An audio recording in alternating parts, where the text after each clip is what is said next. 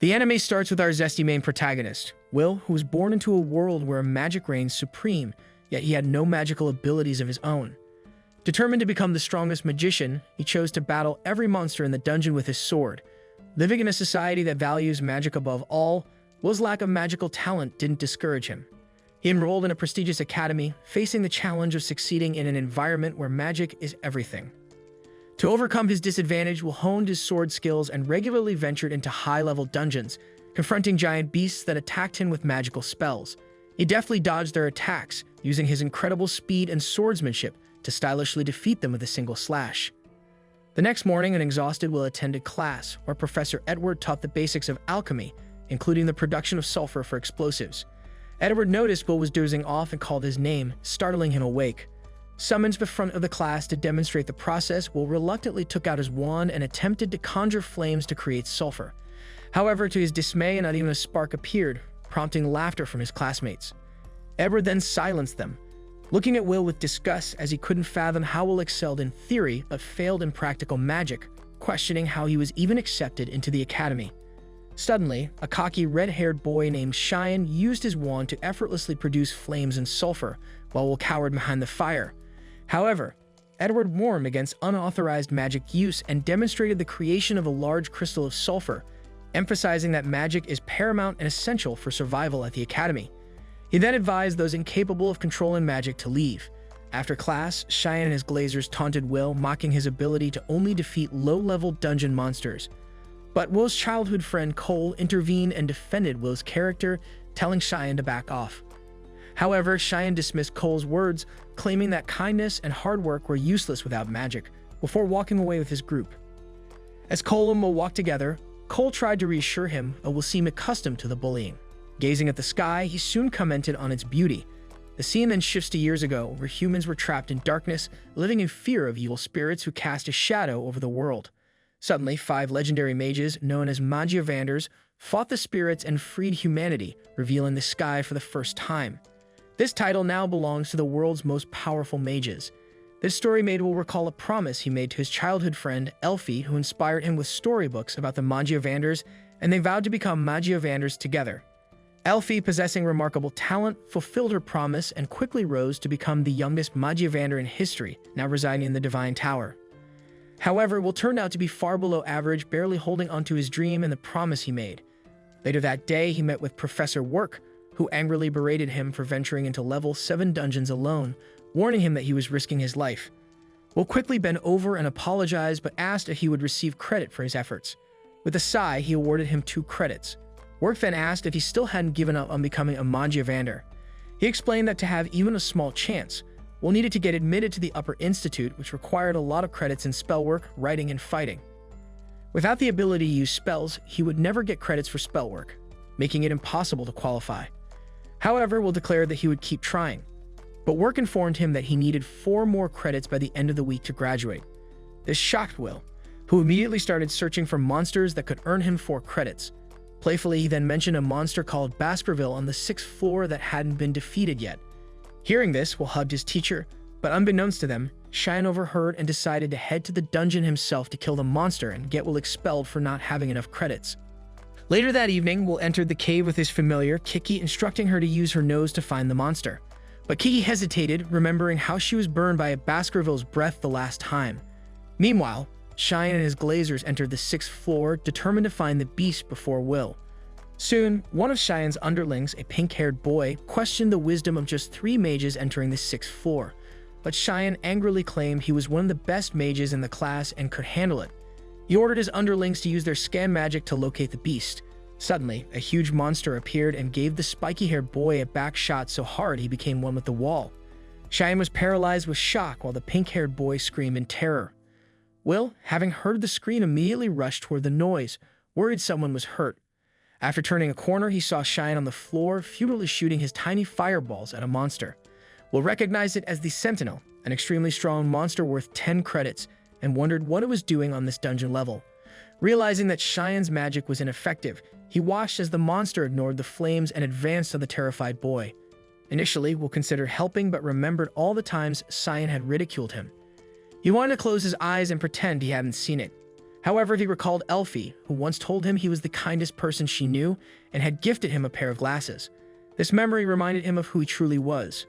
He then put on the glasses, blocking the monster's attack just in time, and forced it away, saving Cheyenne's life. Back at the academy, Edward entered Work's room and urgently told him to send his familiar into the dungeons, as Cheyenne and his lackeys had gone to the 6th floor without permission. Work soon realizes what has happened but reassures Edward, noting that Will is also on the same floor. Back in the dungeon, Will clashes with the monster repeatedly, blocking its attacks and outmaneuvering it before swiftly slicing off one of its fingers. The enraged monster attempts to strike again, but Will dodges, moving through the air swiftly. However, the monster finally catches Will, but he blocks the blow with his sword, getting blasted back.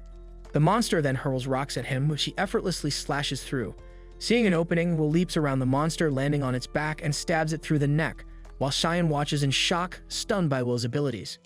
Back at the academy, Edward is also stunned, while Work explains that although Will is an outcast with no magic, he possesses superhuman strength for a mage, the resilience of a dwarf, and a mind so sharp he can learn any attack pattern just by observing it once.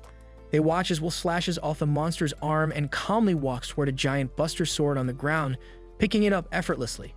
Work turns to Edward, noting that in a world dominated by magic and wizards, Will is the lone warrior.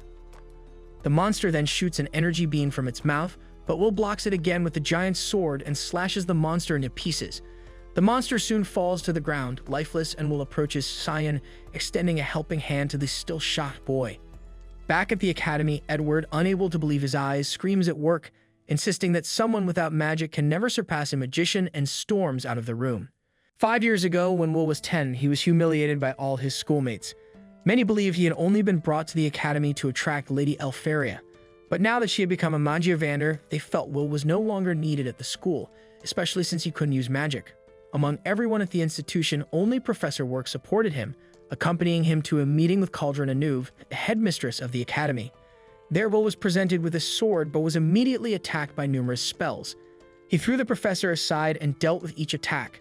Seeing this, Cauldron allowed Will to continue attending the academy, noting that a sword trying to be a wand was quite an interesting case.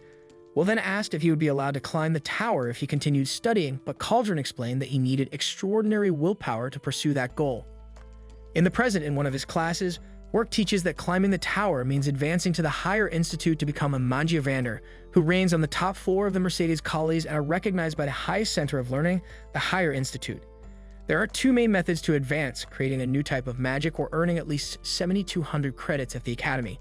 Since few can achieve the first option, most strive for the second. However, graduation itself is not easy, and that's why Work offers so many extra classes. After one of these classes, Colette comments that the professor is being tough on the students. Will also notices this himself, as he is in disaster with magic and needs to focus entirely on earning credits to survive at the academy. However, he believes Work does this for everyone's benefit, wanting everyone to have a chance to graduate. But Colette thinks that Professor Edward doesn't have the same dedication to giving extra classes and agrees with Will's perspective. As they walked down the hallway, they saw Lyral Mars boasting that Cheyenne had defeated an evil sentinel, trying to steal the credit from the true slayer of the powerful beast. There, everyone in the group admired the young prodigy's false feat, but Cheyenne knew it wasn't true. In reality, he had been saved by the last person he would want to owe anything to, Will, whom he had humiliated all his life. As Will passed through the corridor, Cheyenne broke through the circle and grabbed Will by the collar, incredulous that someone he considered talentless could perform such a feat. Seeing this, Colette intervened, telling Cheyenne to stop. But as Cheyenne wanted to punch Will, he restrained himself and let him go. As he walked away, his glazers followed him, and Colette asked if there was any conflict between them to cause such a reaction. Will then replies that there was, but brushes it off as nothing major. Later, Edward tried to convince the headmistress to expel Will, arguing that a warrior should not be accepted at an institution known for training the greatest mages in existence. He claimed it was impossible for someone to graduate without being able to use magic. Cauldron, however, noted that Will had excellent writing grades and his reports were so insightful that he stood out academically. Taking this into consideration, Cauldron suggested that Will could be a healer or an artificer even if he didn't become a Magiavander. She reminded the staff that the school's duty was to train and educate scholars for the fateful day. But Edward countered, arguing that Will had no intention of becoming a scholar, only a Magiavander. However, Cauldron acknowledged that this was a problem, so she asked Edward to test the student as he had discovered Will's secret. The headmistress then placed Will's promotion or expulsion in Edward's hands. but Edward questioned if that was truly what she wanted, pointing out that he's not as forgiving as work.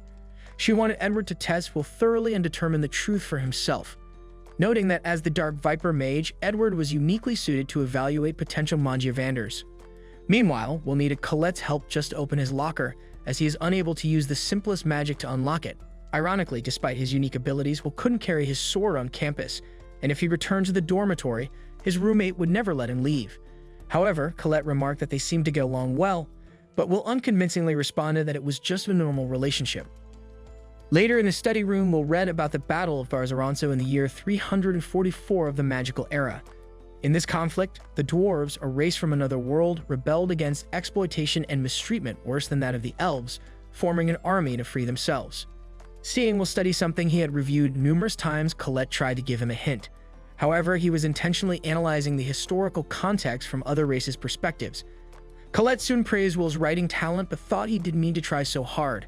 Nonetheless, Will didn't want to lose a single credit and miss his chance to fulfill his dream. He understood that the dwarves' perspective in the battle was valuable, as it showed they could fight despite powerful magic, resonating with Will's daily experiences at school, while also mentioning that one of the dwarves' sayings from the war was to never give up, which Will took to heart. However, Edward suddenly arrived to summon Will for the test in the spell hall. The teacher explained he was there to personally assess Will's worth, ordering him to land a single blow. If he succeeded, he would receive 5 credits, but if he failed, he would be expelled. He notes that he believed those without talent for sorcery shouldn't consider becoming a Mangiavander. Simultaneously, Headmistress Cauldron called Work, revealing the confrontation happening at that moment. She warned Work not to interfere, explaining how she allowed him to make special interventions with Will outside the regular curriculum. Edward also had the right to implement his method. Being such a respected mage, Work found this test unfair, knowing Edward was the man who almost became a Mangiavander. Back at the hall, Edward cast powerful spells against the inexperienced student, who dodged as best he could. Even though they were low-level dark magics, they still had unmatched potency. With his place at the school at stake, Will didn't want to fall behind, advancing with his above-average speed. Despite this, Edward's defense was impenetrable, and he protected himself without moving, maintaining distance through his magic. Edward then continued to disdain the student, reaffirming that he was hopeless. With that said, Edward cast a spell that shattered Will's glasses, and he soon noticed that Edward was casting spells without reciting, activating them with frightening speed. As if that weren't enough, Will started coughing up blood, his body's fatigue telling him he wouldn't even be able to scratch his rival. With Will on the ground, Edward warned that he would only use 2 spells, his black flames to burn and his shield to repel the boy's unpleasant savagery. Quoting one of the Academy's doctrines, Edward taught that a student incapable of mastering 1,000 spells should strive to master a single one, which would become like 1,000 arrows. With that, Edward layered several spells into one, creating an endless spiral of magic before unleashing it all on Will, stating that those without talent should disappear. The series of spells relentlessly hit Will with brutal force, leaving him no chance to react. For the first time, Will faced a high-level mage and couldn't even wield his sword in this test. Back in the locker room, Colette wondered if her friend was okay, suspecting Edward's test was more like a torture session. But suddenly, Kiki appeared, bleeding and scratching at Will's locker, so Colette opened it to see what the familiar wanted to convey. Meanwhile, Edward took advantage of Will's study of the Dwarf Rebellion to ask how many mages it took to exterminate the 10,000 dwarves. Without letting Will answer, he informed him that only 1 sorcerer was enough because that's how the world works. Edward believed Will should give up his stupid dream. However, despite the world's harshness, Will made it clear he didn't intend to give up. Holding the glasses given by Elfaria, he stated that he wanted to be by the side of the person he loved, fulfilling the promise he made to her. But Edward found this desire dirty and immoral, claiming a pathetic love couldn't be the motivation to aspire to the pinnacle of sorcery. Ignoring the teacher's insults, Will assured that he would see the sunset with his friend. At that moment, guided by Kiki, Colette threw the sword to Will and the feared blade of Moria cut through Edward's spell. Mercilessly, the teacher unleashed a new magical onslaught, engulfing Will's body like a purple inferno. As Will's arms and legs trembled, he was certain that he would be burned alive in the middle of the school. Initially, he thought of running away, but doing so meant his definitive expulsion from the academy and the end of his dream. Therefore, he advanced through the magical obstacles, using his blade as a torch in the darkness. Reflecting on the Battle of Garzaranzo, Will recalled that a brave dwarf general named Gareth had fought even after losing all his brothers, striking a single blow against the enemy mage. In honor of his bravery, the mages began to recognize the dignity of the Dwarf Rebellion. That day became known as the day the sword overcame the wand. as if he were Gareth, Will used his skills to break through Edward's blockade and make his face bleed with the sharp blade of Moria. Indignant, Edward withdrew and granted the 5 credits as a reward. Back in the headmistress's office, Cauldron and Work analyzed Will's brilliantly executed strategy and acknowledged his fearlessness. That night, in the vicinity of the Magic Academy, someone prepared a meal, waiting for Will to join them for dinner. Suddenly, the scene shifts to the day Elfaria called Will the kindest and bravest person she knew, giving him the special glasses as her parting gift. It was the day she had to go to the tower forever, having already become a Magiavander. As she walked away, Will cried out Elfaria's name, vowing to reach the tower no matter what. It was then where he promised they would see the sunset together, just as they had promised each other in childhood. Tears filled Elfaria's eyes as she heard this, and she turned around, wiping her tears, and told Will that she would be waiting for him. Soon after, Elfaria climbed the stairs of the tower, leaving Will alone and heartbroken. Professor Work tried to comfort him, but it only made him cry harder. But that day, Will promised the professor that it was the last time he would be a pathetic crybaby. In the present, Will is working early in the morning delivering newspapers in the city. After finishing his route, an old bulky man named Don greets him and encourages him to do his best. He hastily climbs a flight of stairs but trips, sending all the newspapers flying. But with lightning-fast reflexes and nimble arms, he grabs all the newspapers in an instant. However, one newspaper escapes his grasp. When Will picks it up, he finds an article about Elfaria, who has just created another type of magic. Turns out she's become the first mage in history to create 12 types of magic. This news fills Will with determination to work hard so he can stand by her side. As he reads further, he discovers that Elfaria herself has issued an order to the Academy students. Will freaks out upon learning this and immediately runs to his dorm. There he meets his roommate, Rusty, asking him to make a magic device for him. But when Rusty asks about his excitement, Will explains the order Elfaria has issued and his intention to participate. He then changes into his uniform while telling Rusty that the order is to procure the cores of monsters called Frostwalkers from the 4th floor of the dungeon, explaining that Elfaria needs them as catalysts and every student who helps will be rewarded. He once again asks Rusty to prepare a magic item to help him clear the 4th floor. Seeing him so excited, Rusty starts laughing and reveals he has already been working on the magic item that Will uses from time to time. He then hands it to Will, who thanks him and heads out. But before he exits the door, Rusty stops him, stuffs bread into his mouth, and asks him to take care of himself. The scene then shifts to Will reaching the 4th floor of the dungeon, finding it crowded with students hunting Frostwalkers for their cores. Just as he is about to join the action, a huge explosion rattles him. Turns out it is Cheyenne's attack, which obliterates a bunch of Frostwalkers in one go. While his glazers suck up to him, Cheyenne is not satisfied. Deep inside, he is still thinking about his fight with Will and the giant monster, fueling his rage and motivating him to become stronger. Unaware of this, Will genuinely believes that Cheyenne is cool and thinks there is nothing left for him to hunt. He then heads deeper into the 4th floor and comes face to face with giant penguin monsters. With a few clean strikes, he slashes the penguin monsters, saving a nerdy girl who was about to be killed by them. The girl is dumbfounded, unable to comprehend how Will defeated the monsters using a sword instead of magic. But as soon as he approaches her, she thanks him for saving her life before proceeding to introduce herself as Iris, a 4th-year student at the Academy. Meanwhile, inside the Academy, Professor Work is giving a lecture about the greatness of creating new types of spells, which alone is enough to make the mage who created the magic climb the tower. He explains that new magic forms are usually named after their creators, and if anyone in the class ever creates a new magic, they will etch their name in history. The students begin gossiping, considering this approach impractical since only the top 0.1% can manage to do it. Just then, a student named Rose asks Professor Work if Elfaria, who has created 12 new forms of magic, is really that good. He responds by saying that she is exceptionally talented, calling her one of the greatest mages in the entire history of their world. This makes Cole remark that the childhood friend Will is chasing after is truly special.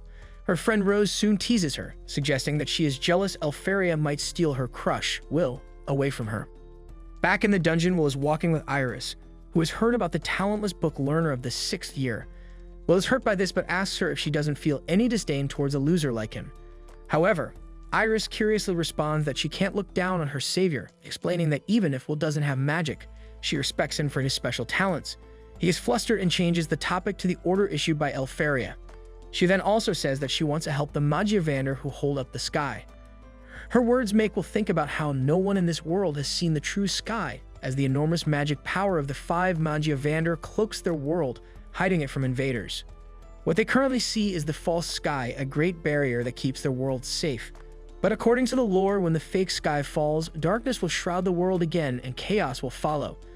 That's why the students' meeting orders are not just trying to get into the good graces of the Mangiavander, but they also want to support the sky from falling.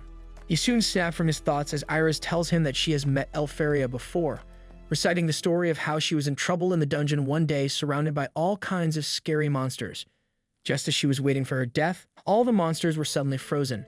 It was then Iris turned around to see Elfaria gleaming in the sunlight, looking like a goddess. Elfaria helped her up gently, and ever since then, Iris has admired her deeply. While Iris is busy telling the story, Kiki gains Will's attention and leads him to a patch on the ground that has something. Confused, Iris asks him what he is doing, and Will shows her an ice fragment that the Frostwalkers leave behind as they move. However, the fragment here is really big, and now Will is certain that a rather powerful Frostwalker is ahead. As he begins walking toward the cave in front of them, Iris asks him how he can be so sure since she couldn't find any trace of the Frostwalkers using her search magic. Will then tells her that magic is great, but is not absolute, especially in the dungeon. Will tells Iris that along with his belief, he also has some knowledge and experience.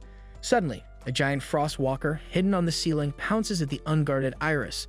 However, Will had anticipated this, so he moved quickly, taking Iris to safety. Iris then recognizes the giant ice monster with dozens of eyes as a Frost Rex, the highest evolved form of a Frostwalker. As the monster roars loudly, Iris recalls that a Frost Rex is a monster worth 6 credits, making it very dangerous. Suddenly, the monster charges an ice beam and fires it, but Will jumps out of the line of fire, which is soon covered with sharp ice spikes. He then leaves Iris in a safe spot as he heads to fight the monster. But Iris tries to stop him, telling him that physical attacks won't work on a Frost Rex, whose power is so strong and can freeze even the sturdy dwarves with a single touch. However, as Will puts on the magic tool made by Roasty, he reassures Iris not to worry because he has defeated the monster numerous times already. He then charges towards the Frost Rex, avoiding its ice beam by jumping up, landing on the ground behind the Frost Rex, and speeds towards it, sliding underneath it. The monster, unable to find Will, begins shooting the ice beam everywhere, forcing Iris and Kiki to run away. Will then encircles the monster while it is distracted and throws the magic tool over it, which attaches to the monster's side through a hook. He wraps around the monster, tightening a strong rope around it that cracks its skin. Once Will has succeeded in laying out the framework for his final attack, the monster uses a cold breath that begins freezing Will's skin, but Will stays put, knowing that his work is almost done.